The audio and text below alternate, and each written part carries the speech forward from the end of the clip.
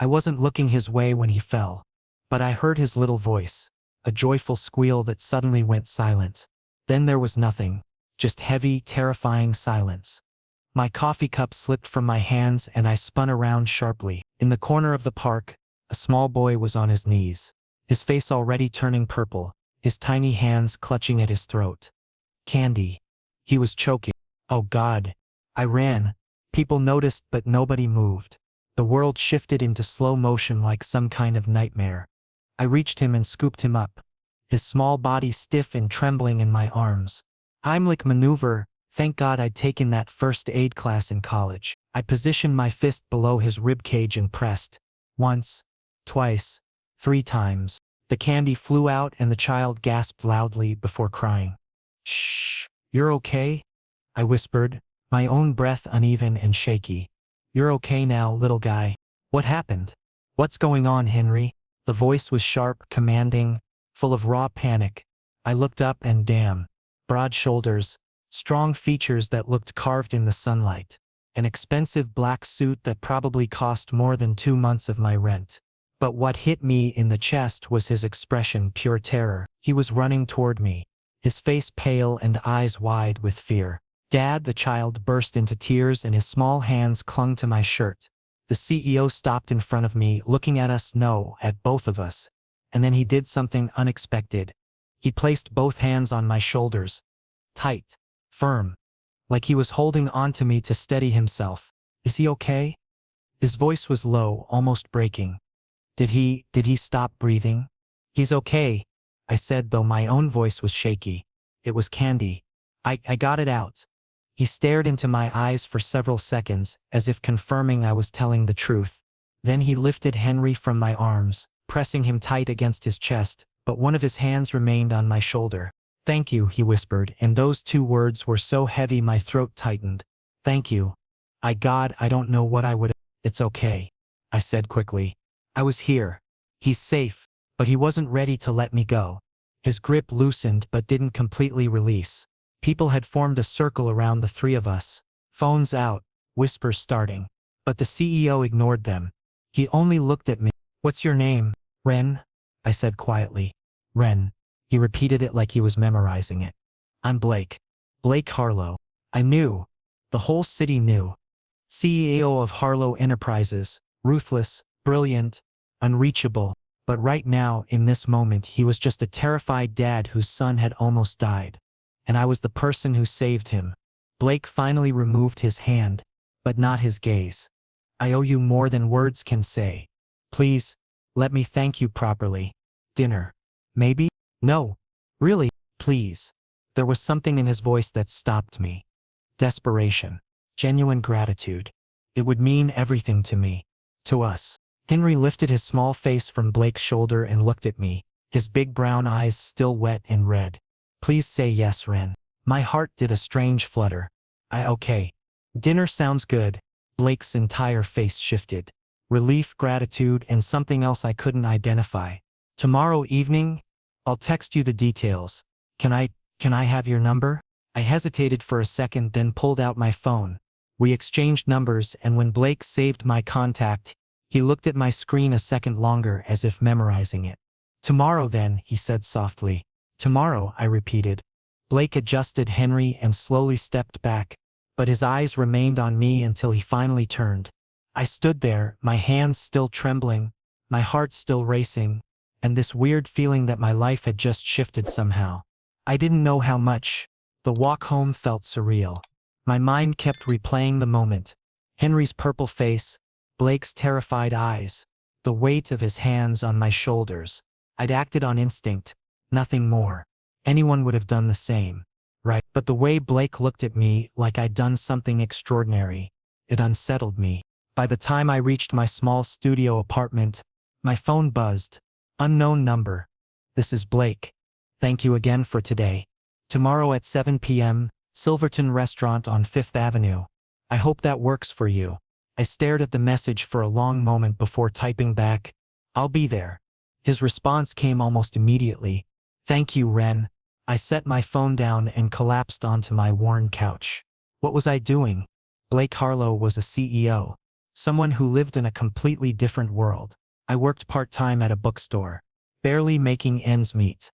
We had nothing in common except for one terrifying moment in a park. But there was something in his voice. Something vulnerable beneath all that control and power. And Henry, that sweet kid with his big brown eyes and trembling hands. I couldn't say no. That night I barely slept. I kept thinking about tomorrow, about what to wear, what to say, how to act. I'd never been to a fancy restaurant before. Hell, I'd never been invited to dinner by someone like Blake Harlow. The whole thing felt impossible. But morning came anyway, and with it a new message from Blake. Looking forward to seeing you tonight.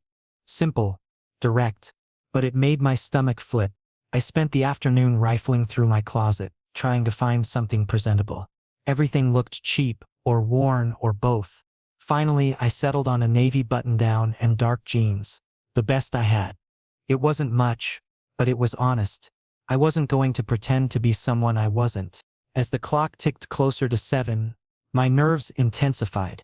I kept telling myself it was just dinner, just a thank you, nothing more. But deep down I knew that wasn't entirely true. There was something about Blake, the way he looked at me, the way his voice cracked when he said thank you, the way his hands lingered on my shoulders. It scared me, but it also pulled me in. I grabbed my jacket and headed out the door, my heart pounding harder with every step. The subway ride felt endless, every station making me second-guess my decision. But I didn't turn back. When I finally emerged onto Fifth Avenue, Silverton Restaurant stood before me, elegant, intimidating, completely out of my league. Couples in expensive clothes walked in and out. Valets in crisp uniforms. Open doors. I felt like an imposter. But then I saw Blake. He was standing outside, hands in his pockets, looking almost nervous. When he spotted me, his face transformed, relief, warmth. Something that made my chest tighten. "Ren," he said, walking toward me. "You came." "I said I would," I replied, trying to sound more confident than I felt. Blake smiled, genuine and soft. "I'm glad." And just like that, my nerves settled. Not completely, but enough. "Shall we?" Blake gestured toward the entrance. I nodded, and together we walked inside, into whatever this was becoming. The entire day, I couldn't stop thinking about the dinner.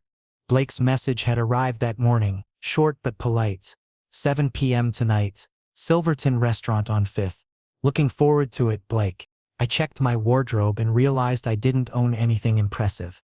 Everything was either thrift store finds or old college clothes. Eventually, I settled on a decent navy shirt and clean jeans. Simple, honest. That's who I was. Nothing more, nothing less. When I arrived at Silverton that evening, my confidence wavered. The place was elegant. Glass facade, dim golden lighting inside. Couples in expensive clothing. I started nervously adjusting my shirt, thinking I didn't fit here at all. But then Blake stepped outside. Today he looked slightly more relaxed. White button down, sleeves casually rolled up, no tie. But what caught my breath was his expression when he saw me. Relief, warmth. Like my arrival had set his entire evening right. "Ren," he said, approaching me. "Thank you for coming.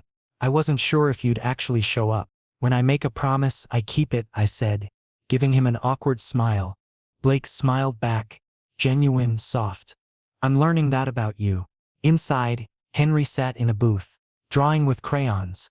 When he saw me, his entire face lit up and he started bouncing excitedly. "Ren! Ren! You came." He slipped out and rushed over, his small arms wrapping around my waist. I bent down and ruffled his messy hair. "Of course, little guy. I promised you I would." Blake watched us, his expression unreadable but soft. When I glanced his way, he quickly gestured toward the seat. "Please sit." Dinner was surprisingly comfortable. Henry talked non-stop. His favorite superhero, his imaginary pet dragon. What happened at school? Blake remained mostly quiet, occasionally chiming in with small corrections or gentle teasing. But I could feel his gaze returning to me repeatedly. "So Ren," Blake finally said when Henry became absorbed in his drawing, "what do you do?" "I work at a bookstore," I said, slightly defensive. "Fletcher's, near the metro station. It's not fancy, but I like it." "Books?" Blake repeated, leaning back thoughtfully. "That suits you. quiet, thoughtful. I looked at him surprised. You figured that out already? I'm observant, he said simply, his lips curving slightly. And yesterday, the way you handled the situation, calm under pressure. Not everyone can do that. Something warm spread through my chest. When Henry started yawning, Blake gently stood and lifted Henry into his arms. It's getting late. Let me drop you home, Ren. Please. I can take the subway. I insist. Blake interrupted softly. And this time refusal didn't seem like an option. The car ride was quiet. Henry fell asleep in the back seat, his small head resting on Blake's jacket. I sat in the front, watching city lights blur past. Blake was silent, but I could feel his tension, like he wanted to say something but kept stopping himself. Ren, he finally whispered, almost afraid Henry might wake up. Yesterday I haven't been able to stop thinking about it. My hands automatically clasped together in my lap. I spend my life controlling everything, Blake continued, his jaw tight, eyes fixed on the road. Meetings, deals, schedules. But in that moment with Henry, I was helpless. Completely powerless. He paused, swallowing hard. And you acted. Without hesitation. Anyone would have. No, Blake interrupted firmly. Not everyone. You saved my son, Ren. And I. His voice cracked slightly. I'll never forget that. I didn't know what to say. I just watched him, his profile, his clenched jaw, his hands tight on the steering wheel. When the car stopped outside my apartment building, Blake didn't turn off the engine. He just turned toward me. Can I see you again? He asked quietly. Not just to thank you, but because he stopped, frustrated with his own words. I'd like to know you better. It was a simple request. Honest. And I, despite every logical reason to say no, slowly nodded. Okay, Blake exhaled, relief flooding his face. Okay. I stepped out of the car, but as I walked toward my building, I felt Blake's gaze on my back. Protective, intense, lingering. That night, lying in bed, I realized something had undeniably shifted between us. Something dangerous.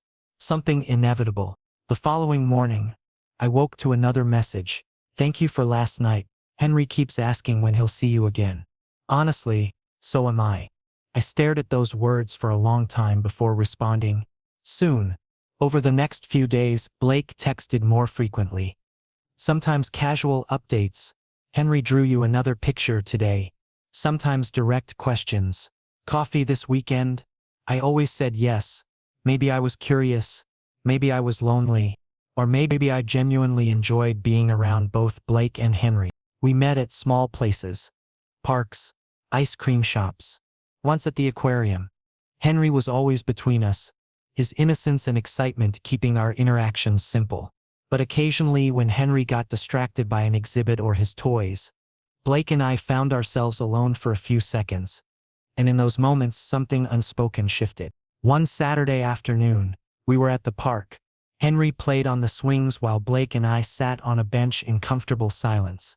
Suddenly Blake said, Ren, can I ask you something personal? I looked at him.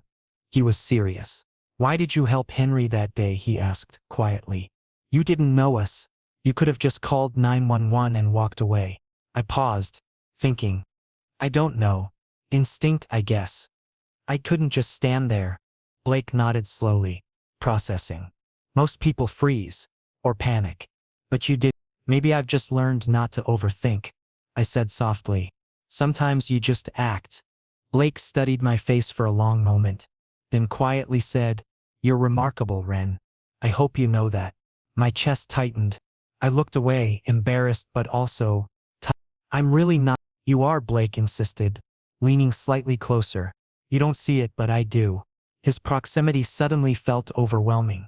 I could smell his subtle cologne, see the intensity in his eyes. My heart started beating erratically. Blake. Dad. Ren. Watch me. Henry shouted, already climbing higher on the jungle gym. Blake immediately stood, his focus snapping to Henry with practiced ease. But as he walked away, he touched my shoulder for just a second, brief, warm, lingering, and I sat there breathless and confused. That night, when I got home, Blake's text arrived. Thank you for today. Henry hasn't smiled this much in months. Neither have I. I replied simply, "Me too." But the truth was, I was scared, because the boundaries of casual friendship were blurring. Blake's glances had become more frequent. His touches, accidental or otherwise, felt more meaningful, and I was getting deeply involved. The next 2 weeks settled into a strange rhythm. Blake texted me regularly, sometimes casual observations. "Henry drew you another picture today." Sometimes direct invitations. "Coffee this weekend?" I always said yes. Maybe I was curious. Maybe I was lonely. Or maybe I genuinely enjoyed spending time with both Blake and Henry. We visited small places together. Parks. Ice cream shops. Once the aquarium. Henry was always between us, his innocence and excitement keeping our interactions simple and safe. But occasionally, when Henry got distracted by an exhibit or engrossed in his toys, Blake and I found ourselves alone for a few precious seconds. And in those moments, something unspoken shifted between us. One Saturday afternoon at the park, Henry played on the swings while Blake and I sat on a bench in comfortable silence. The air was warm, the sky clear, and for once, everything felt peaceful. "Ren," Blake said suddenly, breaking the silence, "can I ask you something personal?" I turned toward him. His expression was serious, almost vulnerable. "Why did you help Henry that day?" he asked quietly. "You didn't know us. You could have just called 911 and walked away." I paused, considering his question carefully. "I don't know exactly. Instinct maybe. I couldn't stand there doing nothing." Blake nodded slowly, absorbing my answer. "Most people freeze in situations like that, or they panic. But you didn't." "Maybe I've learned not to overthink things," I said softly. "Sometimes you just have to act and hope for the best." Blake studied my face intently, then said quietly, "You're remarkable, Ren. I genuinely hope you realize that." My chest tightened unexpectedly. I looked away, feeling both embarrassed and strangely touched by his words. "I'm really not." "You are," Blake insisted, leaning slightly closer. "You just don't see it, but I do." His proximity suddenly became overwhelming. I could smell his subtle cologne, notice the flecks of gold in his brown eyes, feel the warmth radiating from him. My heart began beating erratically, almost painfully. "Blake. Dad. Ren. Watch me," Henry shouted enthusiastically, already climbing higher on the jungle gym. Blake immediately stood up, his focus snapping toward Henry with practiced parental reflex. But before walking away, he briefly touched my shoulder, a fleeting gesture that somehow felt incredibly significant. I remained seated, breathless and increasingly confused about my feelings. That evening, after returning home, Blake's text arrived. "Thank you for today. Henry hasn't smiled this much in months." "Honestly, neither have I." I replied simply, "Me too." But that was a lie, or at least not the complete truth. I was scared.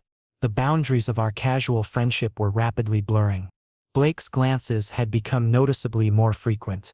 His touches, whether accidental or deliberate, carried unmistakable meaning, and I was becoming deeply dangerously involved. Several evenings later, my phone rang unexpectedly. It was nearly 11 o'clock at night. "Ren." Blake's voice sounded strained, thick with worry.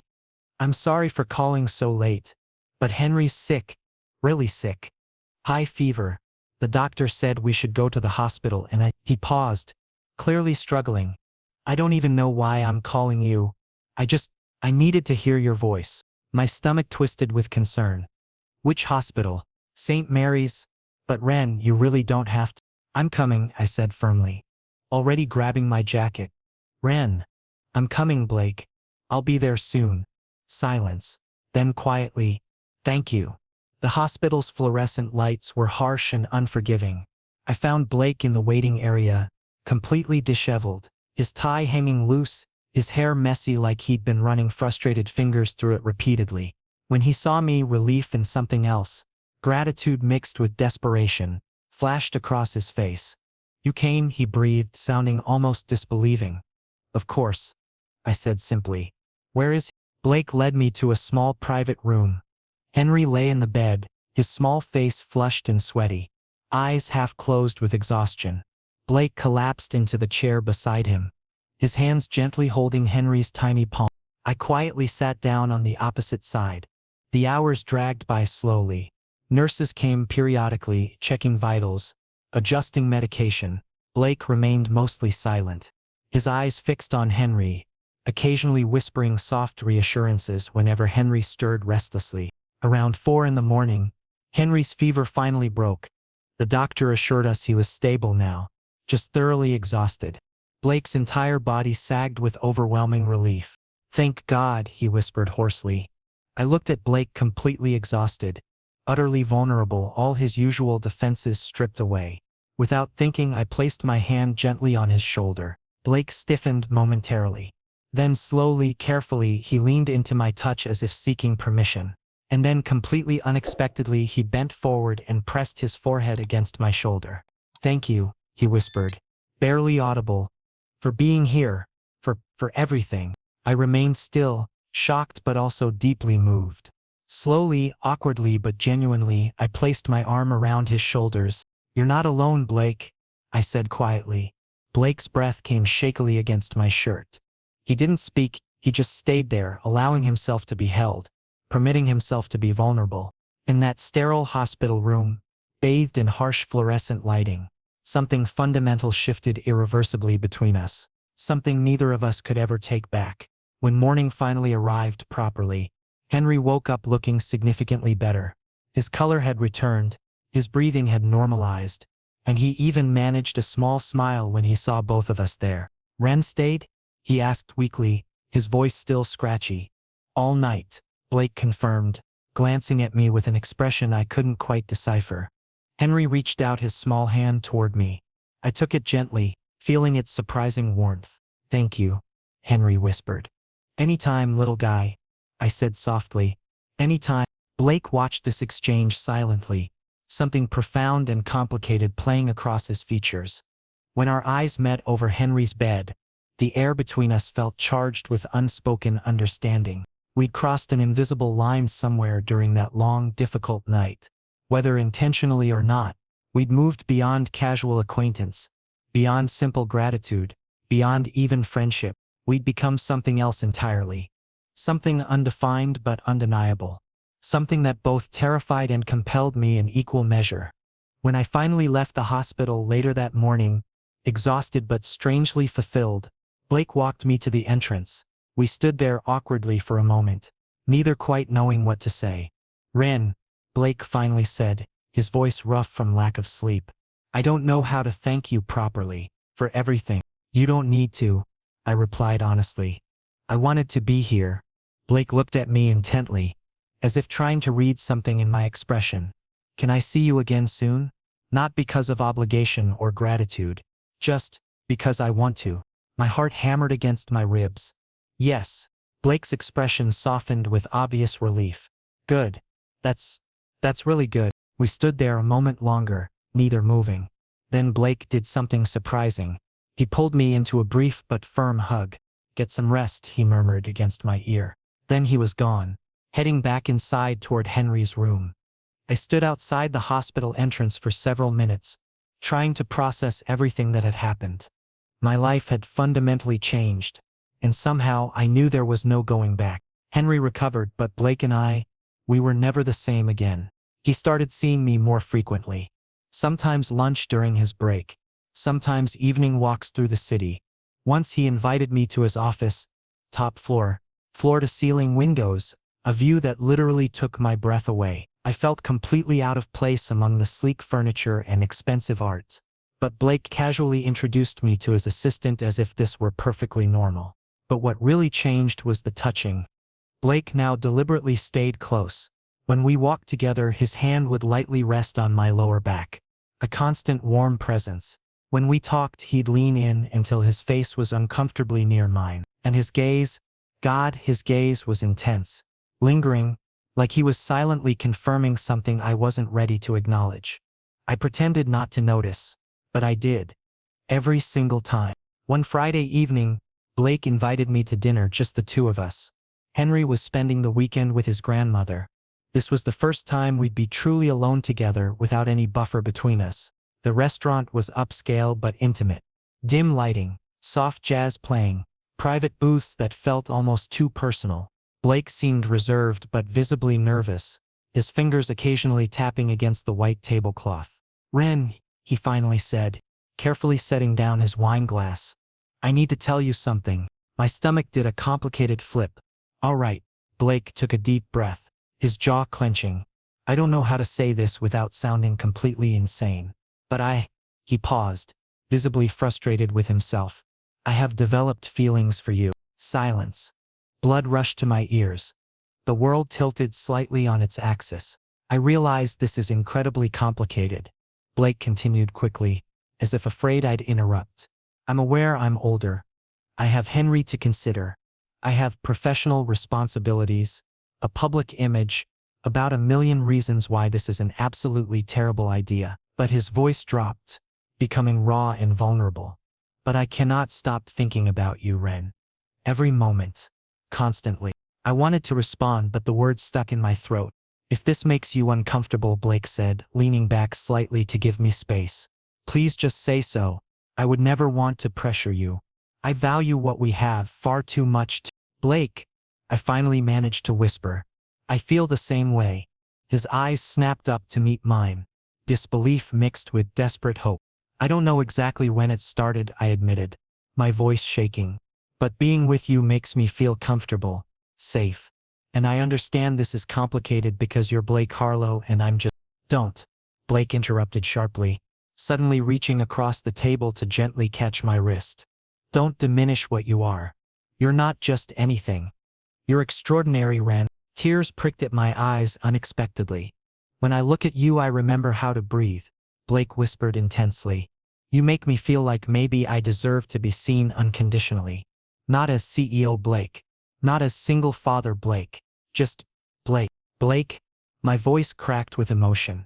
"I'm asking you for a genuine chance," he said, his thumb gently stroking the inside of my wrist.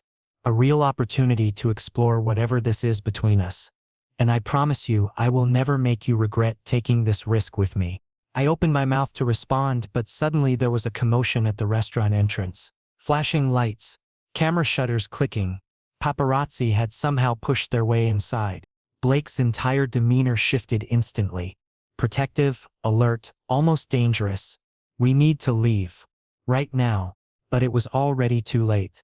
The photos had been taken. Blake grabbed my hand firmly and led us toward a side exit, his body deliberately positioned to shield me from the cameras. Outside, his car was already waiting. We rushed inside, and as Blake drove away, his jaw was tight, his knuckles white against the steering wheel. "I am so incredibly sorry," he said roughly. "I should have been more careful. I should have anticipated this possibility." And "Blake, it's okay. It's absolutely not okay."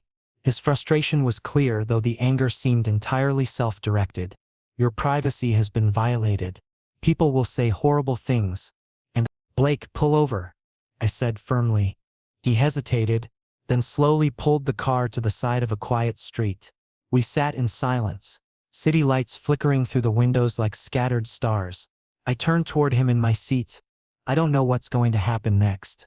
But I know one thing: I don't blame you for this. And I'm not afraid." Blake stared at me, looking vulnerable and disbelieving. "Are you absolutely certain?" he whispered. "Because if you want to walk away from this, I would completely understand. I would never force you to." I leaned forward and kissed him. Short, impulsive, absolutely terrifying. When I pulled back, Blake was frozen, his eyes wide, his lips slightly parted in shock. "I'm certain," I whispered. Blake exhaled shakily. Then slowly, carefully, he cupped my face with one hand and kissed me back. Deeper this time, desperate, pouring months of restrained emotion into a single breathtaking moment. When we finally separated, we were both breathless, our foreheads resting together. "We're actually doing this," Blake murmured against my lips. "Yes," I said softly. "We are." But we both knew everything was about to change completely. The drive to my apartment was quiet, charged with unspoken tension. Blake's hand found mine across the console, our fingers intertwining naturally. When we arrived, he walked me to my door, neither of us quite ready to separate. "Tomorrow might be difficult," Blake warned quietly. "The photos will be everywhere by morning." The media will try to find out everything about you. I know, I said, squeezing his hand. We'll handle it. Blake looked at me like I was something precious and fragile. How did I get this lucky? I think I'm the lucky one, I replied honestly. He kissed me again, softer this time, like a promise. Get some sleep. I'll call you first thing tomorrow. Good night, Blake. Good night, Ren. I watched him drive away, then leaned against my door, my heart still racing. My phone buzzed with a text from Blake. Thank you for tonight, for taking a chance on us. Sleep well. I smiled and replied, no regrets. Good night. But as I got ready for bed, a small part of me worried about what tomorrow would bring. Blake was right. The media would be ruthless. My quiet, private life was about to become very public very quickly. Still, as I lay in bed replaying that kiss, I knew I'd made the right choice. Whatever happened next, we'd face it together. The next morning, my face was everywhere. Blurry photographs, me leaving the restaurant with Blake, us sitting in his car. The headlines were absolutely ruthless. Blake Harlow's mystery man. Who is he? CEO's secret romance exposed. Opportunist or genuine love? I silenced my phone, but the notifications kept coming relentlessly. Social media had exploded overnight. My bookstore colleagues sent hesitant messages asking if I was okay. Strangers began waiting outside my apartment building, cameras ready. I was genuinely terrified. And Blake was drowning in guilt. He called multiple times that morning, but I ignored them because I honestly didn't know what to say. Then in the afternoon, a text finally came through. Ren, please talk to me. I'm losing my mind with worry. I'm coming over tonight. Please don't shut me out. I didn't reply, but I also didn't leave my apartment. Around 9 that evening, my doorbell rang insistently. Blake stood there, but this wasn't the composed, controlled Blake I knew. His hair was messy, his shirt wrinkled, his eyes red-rimmed like he hadn't slept at all. Ren, he breathed, relief and panic mixing in his voice. Thank God you're here. I needed to see you, to make absolutely sure you're all right. I'm managing, I said flatly, though clearly that was a lie. Blake stepped inside without waiting for an invitation, his eyes frantically scanning my face for signs of distress. No, you're not all right. I've seen the articles. I've read the comments. People are being absolutely vicious, and his voice cracked. I never wanted to subject you to this. Blake, maybe we should end this. He suddenly blurted out, pain evident in every word. Maybe I should let you go. Your life was peaceful before I came into it. And now you're being harassed, judged, criticized, all because of me. Blake, stop talking. I cannot let you suffer because of my choices. He continued desperately. You deserve so much better than this. You deserve someone who doesn't come with this kind of baggage, this constant public scrutiny. Shut up, I said firmly, more forcefully than intended. Blake froze mid-sentence, looking startled. Just shut up and listen to me for once, I said, stepping closer to him. Yes. This is terrifying. Yes. People are saying horrible things. But do you know what? I'm here because I choose to be, because despite everything happening, I still want to be with you. Blake's face showed raw vulnerability. Ren, you keep saying I deserve better, I continued softly, placing my hands on his chest. But Blake, who told you that you don't deserve happiness? Who convinced you that you're not worthy of genuine love? Blake's breath became uneven and shaky. I don't know if I'm worth this risk, worth what you're going through because of me. Well, I know you are, I said firmly, feeling his heartbeat under my palms. And if nobody else has told you, then I'm telling you now, you are worth it, Blake. You absolutely deserve someone who will love you genuinely and unconditionally. Blake suddenly pulled me into a crushing embrace, his face buried against my shoulder. His body trembled slightly, and I realized with shock that he was crying silently. I'm sorry, he whispered hoarsely. I'm so sorry for dragging you into this nightmare. I walked into it with my eyes open, I said quietly, wrapping my arms around him. And I'm not walking away now. We stood there holding each other as if the world outside was collapsing around us. Eventually Blake pulled back slightly, his eyes still red but showing new determination. I'm going to fix this situation. Tomorrow morning, I'm calling an emergency press conference. Blake, you really don't have to. Yes, I absolutely do, he said firmly. I refuse to let people attack you while I remain silent. They need to hear directly from me. The next day, Blake's press conference was broadcast live across multiple news channels.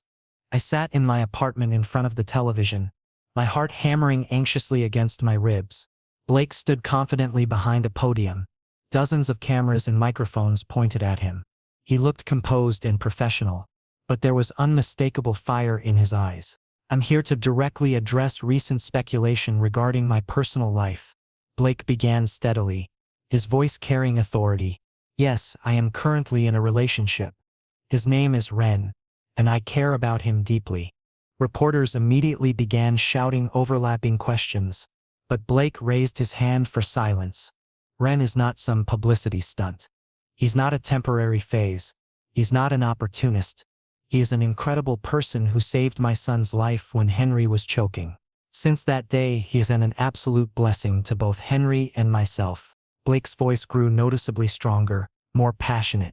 So let me be absolutely crystal clear: if anyone has a problem with my personal choices, that's entirely their issue to deal with, not mine. And if anyone continues targeting Ren with harassment or negativity, they will answer to me directly, personally. My breath caught. Blake had just publicly defended me. Fiercely and unequivocally, Blake looked directly into the main camera, directly at me, and continued, Ren, if you're watching this right now, thank you. Thank you for standing beside me. Thank you for trusting me despite everything. And I promise you I will never leave you to face this alone. The screen eventually cut away to news commentary, but I couldn't move from my spot. My phone vibrated with Blake's message. I'm coming straight to you now. Please wait for me. When Blake arrived 30 minutes later, he wordlessly stepped inside and embraced me tightly. Possessive, protective, desperate. I meant every single word, he whispered against my hair. I know you did, I said softly, holding him just as tightly. I know, and for the first time since this nightmare began, I actually believed we might survive this. Together. The following days were still challenging. The media continued their coverage, though the tone gradually shifted after Blake's passionate defense. Some outlets began portraying our relationship more sympathetically. Others remained skeptical, but their criticism felt less vicious. Blake stayed close throughout it all, checking on me constantly, making sure I felt supported and protected. Henry called to ask when I'd visit again, his innocent voice reminding me why this was all worth fighting for. Slowly, painfully, we began finding our new normal. 1 week after the press conference, Blake invited me to spend the weekend at his penthouse. Henry misses you terribly, he said. And honestly, so do I. I agreed without hesitation. Because despite everything, the media scrutiny, the public judgment, the invasion of privacy, I had no regrets about choosing Blake. None whatsoever. 6 months later, life had transformed completely. The media eventually lost interest in our story, moving on to newer scandals and fresher gossip. We still appeared in occasional photographs, but now it felt like just another aspect of normal life, rather than invasive harassment. Blake officially introduced me to his close circle of friends and business associates. Henry proudly told his school friends about me, beaming whenever I picked him up. Slowly, painfully, beautifully, we had become a family. I still worked at the bookstore. Blake had offered financial support multiple times, but I consistently declined politely. I needed to maintain my independence, my own identity separate from being Blake Harlow's partner. Blake respected my decision without argument, which made me love him even more. But I now spent significantly more time at Blake's penthouse. Most weekends. Many evenings after work. Sometimes overnight when Henry specifically requested it. One quiet Sunday evening, Henry was in his room watching cartoons. Blake and I were curled up together on the living room couch, wrapped in comfortable silence. His fingers absent-mindedly ran through my hair, the gesture so natural it felt like we'd been doing this forever. Ren, Blake said softly, breaking the peaceful quiet. Do you ever think about that day in the park, when you saved Henry? I smiled against his chest, feeling his steady heartbeat. How could I possibly forget it? I was absolutely terrified, Blake admitted quietly. Not just for Henry's safety, but because I suddenly realized that if you hadn't been there in that exact moment, I would have been completely helpless. When my son needed me most, I shifted to look up at him. His expression was vulnerable, open in a way he rarely allowed. But you didn't just save Henry that day, Blake continued, his hand gently cupping my face. You saved me too. You showed me that maybe I actually deserve real love. Genuine, unconditional love. My throat tightened with emotion. I'm in love with you, Ren, Blake whispered, his thumb gently stroking my cheek. Deeply. Completely. Irrevocably in love with you. I love you too, I said shakily, tears beginning to gather in my eyes. Blake smiled, soft, genuine, absolutely beautiful, and then leaned down to kiss me. Slow and tender, full of promises about our future together. When we separated, Henry suddenly appeared in the doorway, his small face curious and displaying a mischievous grin. Are you guys planning to get married? He asked innocently, his eyes sparkling. Blake and I both froze in shock. Then Blake laughed, real unguarded laughter that was rare but always made my heart warm. Perhaps one day, buddy, Blake said gently, glancing meaningfully at me. If Ren is ready for that step. Henry grinned widely and suddenly rushed over, throwing his small arms around both of us in an enthusiastic three-way hug. I really hope you say yes when he asks, Henry whispered conspiratorially to me. I want you to stay with us forever. My eyes burned with overwhelming emotion. I hugged Henry tightly and whispered back, I'm not planning on going anywhere, little guy. I promise. Blake watched us together, his expression radiating love, gratitude, and something precious, genuine hope for our future. In that perfect moment, wrapped in Blake's arms, hearing Henry's happy giggles, I realized this was truly home for me. Not the expensive penthouse, not the money or status or luxury. Blake. Henry. Us together. This was everything I'd ever needed. My phone buzzed with a notification. Another article had been published. Blake Harlow and partner Ren.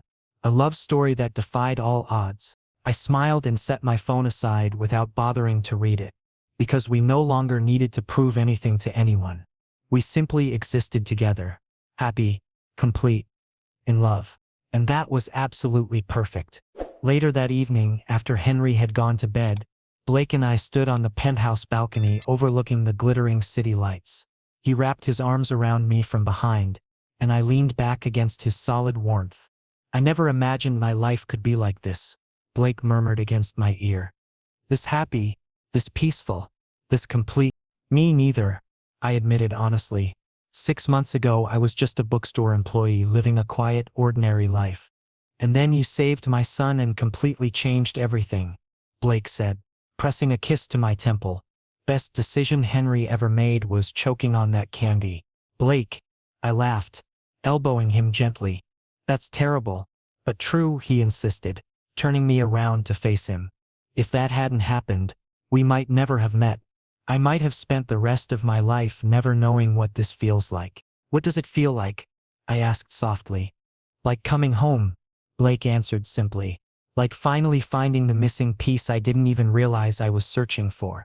I stretched up and kissed him, pouring all my love and gratitude into that single gesture. When we eventually went back inside, Blake grabbed my hand and led me to his bedroom. We'd spent nights together before, but tonight felt different somehow. More significant. More permanent.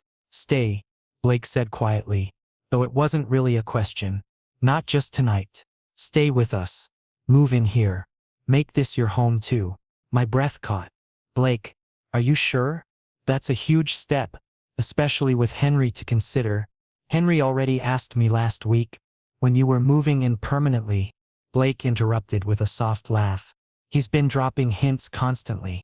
And I'm absolutely certain, Ren. I want you here. Every day. Every night.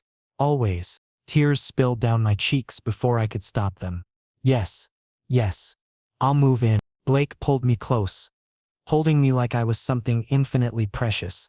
I love you so much. I love you too, I whispered against his chest. That night, wrapped in Blake's arms in the bed that would soon become our bed, I reflected on how dramatically my life had changed.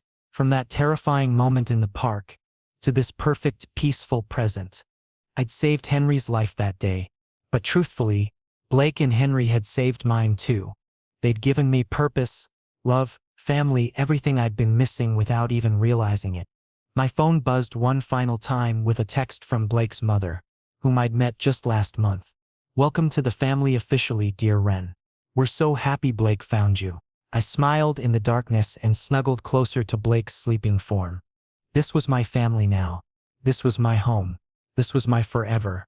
And I wouldn't change a single thing about how we got here. Not even the terrifying parts, because every moment, good and bad, had led us to this perfect ending, or rather to this beautiful new beginning.